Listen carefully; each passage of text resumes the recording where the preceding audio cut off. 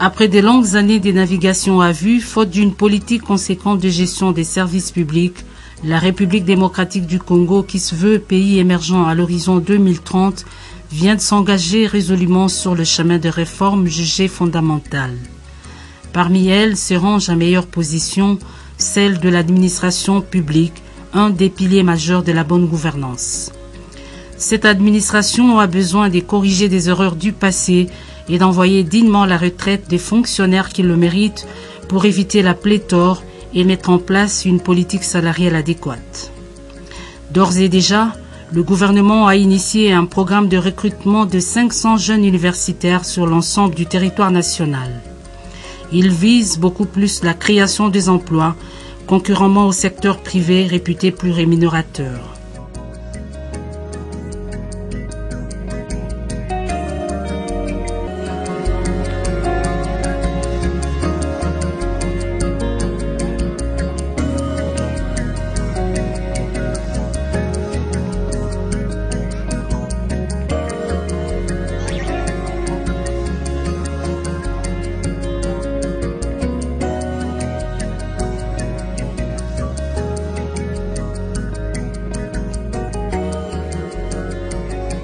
Actuellement, on dit qu'il faut que le jeune puisse remplacer le vieux qui vont en retraite.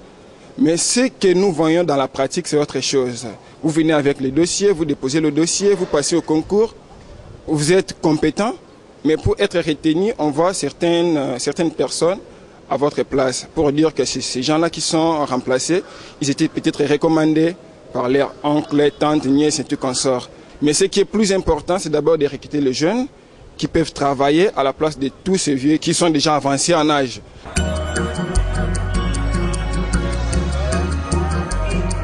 Au départ, on ne s'attendait pas que l'on soit recruté dans cette transparence totale que je souligne, puisqu'en regardant même le jour où on nous a remis nos brevets au Salon Congo, le diplôme de recrutement de mérite, on se regardait de gauche à droite pour savoir ou entendre qui était neveu à qui, mais à notre grande surprise, il n'y avait aucun lien familial de qui que ce soit avec le gouvernement en place. Et c'est un programme aussi qui met les connaissances acquises à l'université à l'épreuve parce qu'on vous soumet à un test sans expérience, dont on vous présente les éléments les plus élémentaires à mon sens pour vous aider à affronter les réalités d'un jeune qui commence la vie. On se forge par les épreuves et il faut toujours croire en ce qu'on a fait pour dire que les choses avancent. Donc je pense qu'il faudrait croire que le changement peut faire avancer les choses dans ce pays.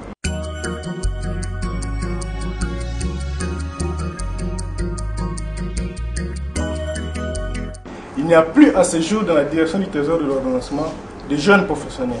Il y a des fonctionnaires de l'État. Et je pense que tout le monde ici a compris le bien fondé de la réforme initiée par l'actuel Premier ministre Augustin Matata Ponyo. Et nous pensons que pour développer le Congo, nous avons besoin d'une nouvelle vision. Nous avons besoin d'un nouveau leadership. Et c'est la concrétisation de cette nouvelle vision, de ce nouveau leadership dans le programme Jeunes Professionnels. À la sélection, les candidats, nous étions au nombre de 3000 éparpillés à travers la République. Nous avons passé le test à 1200 personnes environ pour retenir 107. Le travail se passe bien, je dirais, plus le jour avance, la situation va de mieux en mieux. Il faudrait quand même dire au début, nous avons intégré une grande machine qui est l'administration des finances. Ça n'a pas été facile.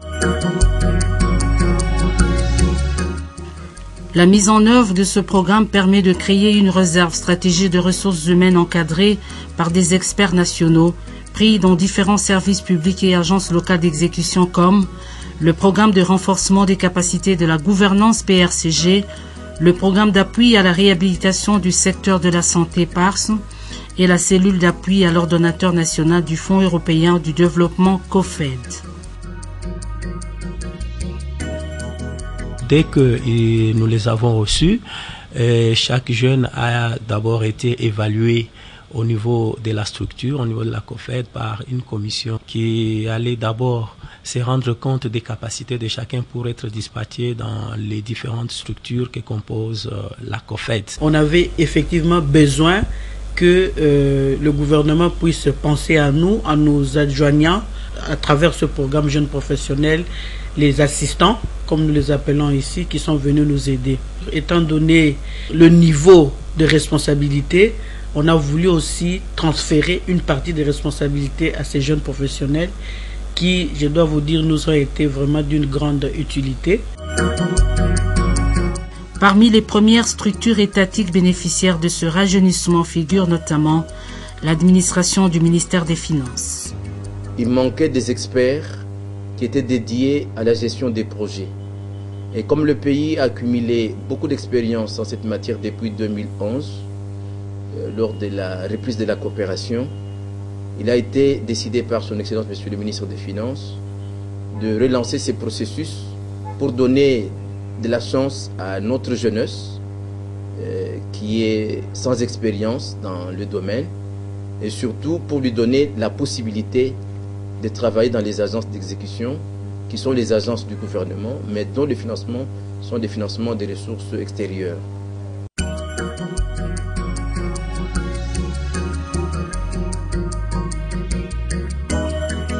C'était véritablement de lancer un processus de rajeunissement des jeunes de la fonction publique, avec comme visée que dans une période de 3 à 5 ans, on arrive à former des spécialistes sur certaines questions de gestion de projet qui acceptent de travailler dans la fonction publique, mais en même temps qui aient vocation à assumer des postes de responsabilité parce que la réforme de la fonction publique s'entend comme une des étapes les plus critiques en matière de renforcement à la fois de la qualité des institutions, mais aussi de la qualité des politiques. Donc, l'objectif majeur était de créer une espèce de vivier où l'État pouvait puiser des cadres de très grande qualité et qui pouvaient gérer la fonction publique suivant les standards, on va dire, internationaux.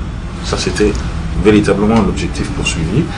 Et je pense que ce programme qui a commencé de façon timide en 2010, il a pris de l'intensité.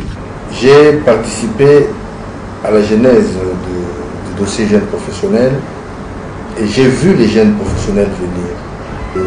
Nous les avons encadrés, nous les avons suivis de près.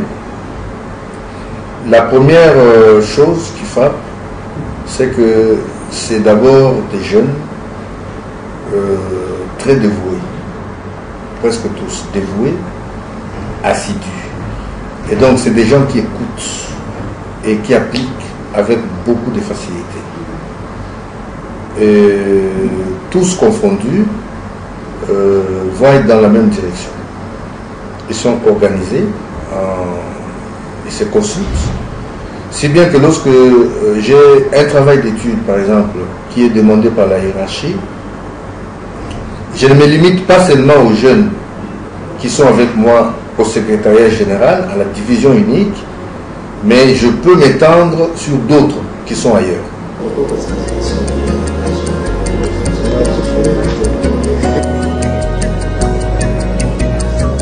Et vous comprenez qu'ils sont arrivés au moment où le Trésor était en pleine réhabilitation aussi, et ils ont participé avec nous et en pleine réforme, et ces réformes ont pratiquement bénéficié de leur concours aussi, et ce qui fait que je crois qu'avec les métiers qu'ils ont aujourd'hui, ils ont compris que seul le travail est à même d'élever le niveau de quelqu'un et la vie professionnelle. Ils sont venus renforcer l'équipe qui était déjà mise en place depuis des années. Et ce sont des jeunes qui sont dynamiques, ils ont plein d'initiatives et ils s'adaptent facilement. Au niveau de la direction du Trésor, par exemple, ils se sont intégrés parce que nous les avons répartis au moins dans chaque division où ils sont en train de démontrer leurs compétences. Ça, je le souligne.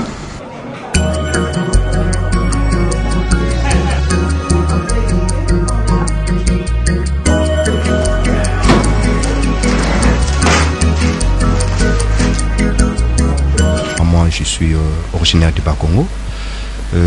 Bien avant de venir ici, je ne connaissais pas comme on a dit, le Premier ministre. Il y a eu un test et un concours. Je suis passé, j'ai réussi et puis je me retrouve ici. Je n'ai pas de lien familial avec qui que ce soit. Donc si je suis là, c'est par la méritocratie.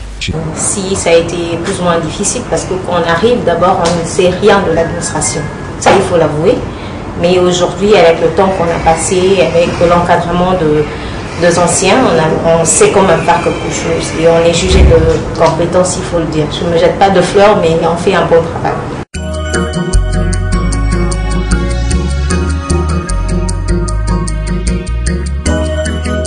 Moi, personnellement, j'ai été recruté à Lubumbashi. J'ai fait mes études à Lubumbashi. J'ai grandi à Lubumbashi. Je ne connaissais personne à Kinshasa. J'ai été recruté sur une base compétitive. Nos chefs dans cette administration peuvent l'attester. Ils ont vu que le travail est en train de s'améliorer, le rendement de l'administration est en train de s'améliorer et les autorités politiques doivent capitaliser sur les jeunes professionnels. Et ce n'est qu'en avril 2011 que j'ai été affectée premièrement au COPIREP et en second lieu à la COFED. Par rapport à mes collègues qui sont dans l'administration, bon, je n'ai peut-être pas d'écho, mais je crois que par rapport au traitement, je peux dire qu'il est plus ou moins décent. Donc pour l'instant, ça me va. Aujourd'hui, nous sommes intégrés au BCECO également, donc le barème dont nous bénéficions, c'est le barème du personnel BCECO.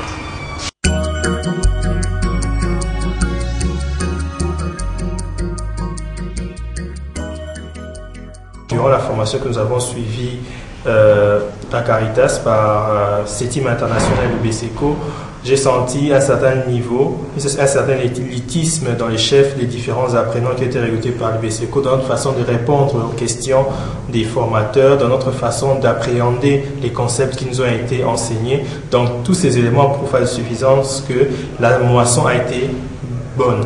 Nous avons commencé dès le premier jour par les traitements effectifs des dossiers.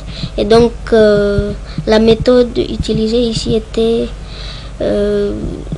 apprendre en faisant. Donc, comme les Anglais disent, learning by doing. Mais l'encadrement également bon. L'encadrement commence en fait par le climat de travail. Quand on travaille dans un cadre bien aménagé, où on a des personnes qui sont disponibles à répondre à certaines préoccupations que nous avons soulevées dans le traitement de tel ou tel autre dossier. C'est dire que le cadre était propice pour une prestation de qualité. Et après 3 ans de prestation, sans vouloir faire une évaluation du processus, mais nous avons pris conscience que c'est une lourde responsabilité et que nous devons être à la hauteur de la charge.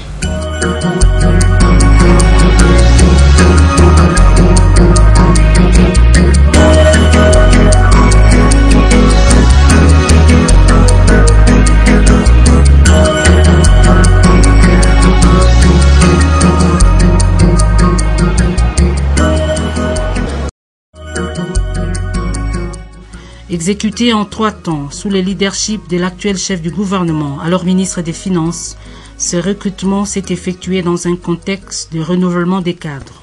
Le programme de jeunes universitaires, auquel son Excellence, Monsieur le Président de la République, attache une valeur cruciale, s'inscrit effectivement dans cette démarche, celle de la modernisation de l'administration publique.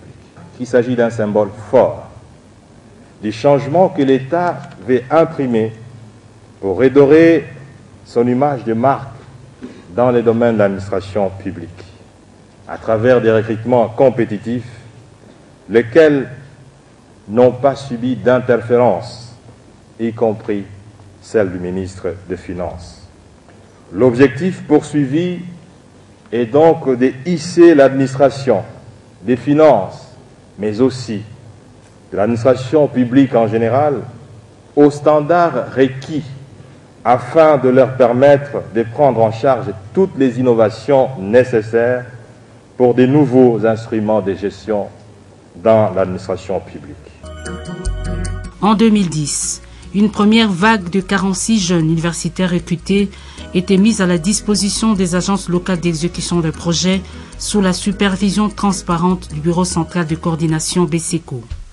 Les bénéficiaires, qui se trouvent être le gouvernement, avaient bien fixé les différents critères qui devraient remplir le jeune universitaire à recruter, à savoir l'âge, les pourcentages à obtenir, ainsi que les filières. Donc ce sont les 3 grands critères qu'on devrait observer dans la sélection. Nous avons commencé d'abord par lancer un avis en manifestation d'intérêt qui décrivait l'ensemble du processus, mais qui fixait aussi les critères tels que nous devons l'observer dans le processus. D'abord les tests psychotechniques, les tests liés à la connaissance de l'outil informatique, le test d'anglais. Ce sont les 3 batteries de tests qu'on avait en place. Sur base de questionnaires élaborés par des consultants indépendants, nous avons déployé les équipes à travers la République en faisant un effort de pouvoir grouper des provinces. Nous avons eu à peu près 5 pôles d'organisation des tests et nous avons pris une équipe encore indépendante avec un système de codification des noms de chaque candidat et nous avons corrigé les textes reçus d'une manière indépendante. Il ne faut pas penser que ces tests vont chercher quelque chose de secret que l'individu possède en soi. Au contraire, nous cherchons à confirmer ce que nous supposons en eux.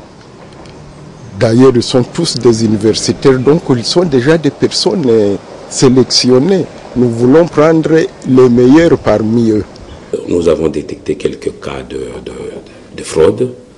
En l'occurrence, il y a eu des falsifications des documents, des mercenaires qui entrent pour faire les tests à la place des autres et d'autres qui voulaient prendre des copies, sortir avec et remettre à leurs amis.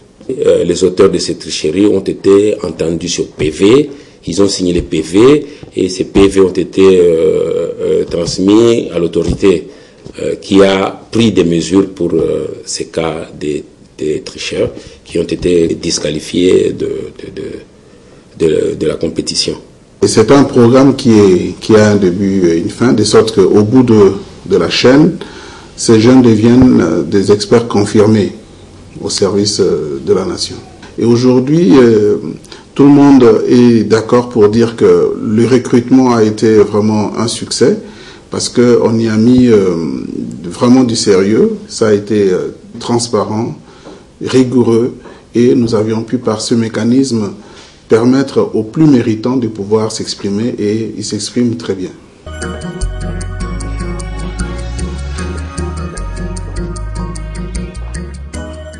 Il y a un renforcement de capacité, il y a des formations dans les notions de gestion de projet.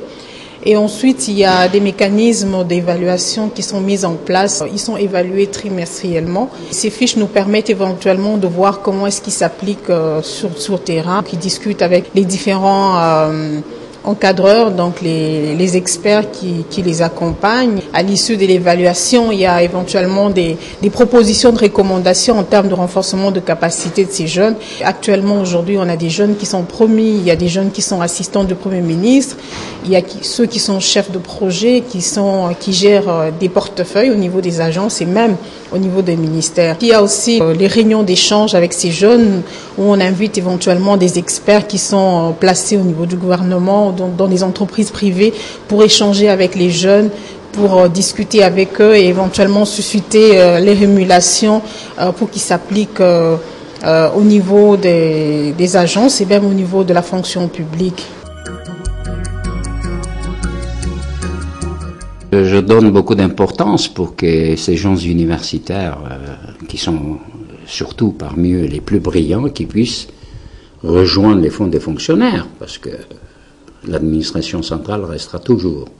Et nous devons même éventuellement l'élargir vers les provinces, puisque dans le cadre de décentralisation, il va falloir leur fournir aussi une main-d'œuvre qualifiée, comme on dit, donc des cadres qualifiés. Les formations qu'ils ont reçues donc sur ce domaine, je pense que nous devons les pérenniser à travers l'École nationale de l'administration et l'École nationale des finances. Donc j'aimerais bien que ces jeunes maintenant qui puissent être formés dans ces écoles.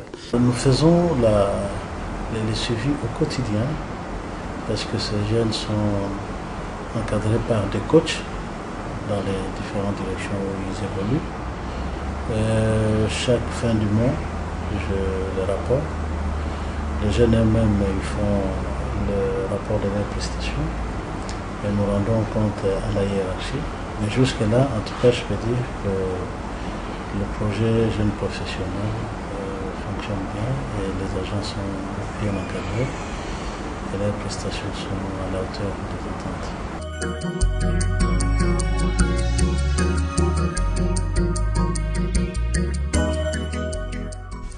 En 2011, un contingent de 107 intègre les différentes directions du secrétariat général du ministère des Finances. La troisième vague de 2012, la dernière en date, était dirigée vers l'administration publique. Point de besoin de mentionner que la dimension genre a été nettement prise en compte, même si à cette étape, le FI ne représente qu'environ 20% de l'ensemble de ces nouvelles unités. Il n'y a plus à chercher le sexe des anges par rapport à la promotion de la femme dans le cadre professionnel ou dans le cadre de rajeunissement de l'administration publique. Et l'administration publique en tant qu'organe, structure composée des hommes entre guillemets, parce que, y compris des femmes, qui doivent déployer leurs énergies pour le développement de notre pays, dans le cadre surtout de la modernisation, de la révolution de la modernité, la femme est mieux placée aujourd'hui pour faire en sorte que l'État congolais puisse être apprécié positivement dans l'échiquier international. Nous avons confiance à certains de nos produits, surtout de l'université de Kinshasa.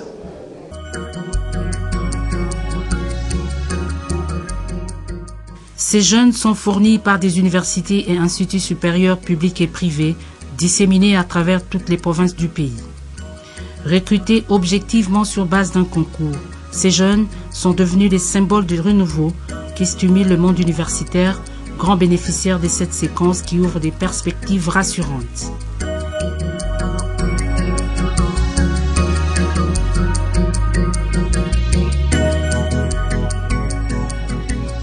Il faut d'emblée féliciter le gouvernement de l'initiative de rajeunissement de l'administration publique. Mais ici, il faut poser les conditions de capacitariat. Vous savez, l'université de Kinshasa est l'une, sinon la meilleure au niveau national, qui forme les cadres dignes de ce nom. Et cependant, il faut que les conditions de recrutement obéissent à ces normes de formation. Première condition, c'est qu'il faut que les candidats au rajeunissement soient issus d'une institution publique de notoriété nationale et internationale, dont l'université de Kinshasa.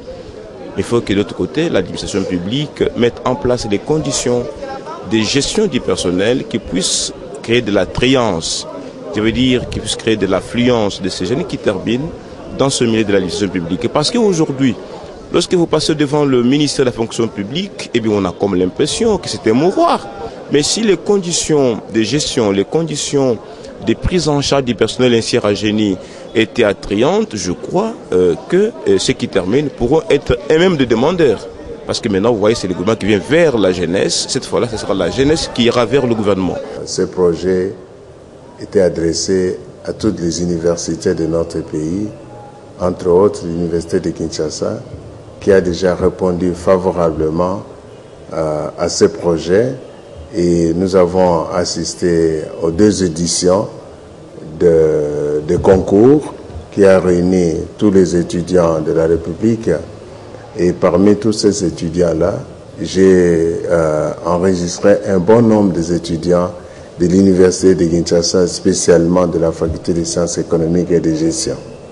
C'est un bon projet pour le renouvellement de l'administration au niveau de la base et que nos anciens étudiants qui ont suivi après les études à l'université de Kinshasa une formation pour la maîtrise des techniques de gestion au niveau de l'école de finances et que le ministère des Finances avait organisé à cette époque-là. Nous sommes très contents de cela. Il reste que par ce processus enclenché, la vision du président de la République, Joseph Kabila Kabange, de faire de la République démocratique du Congo un pays émergent puisse se confirmer davantage.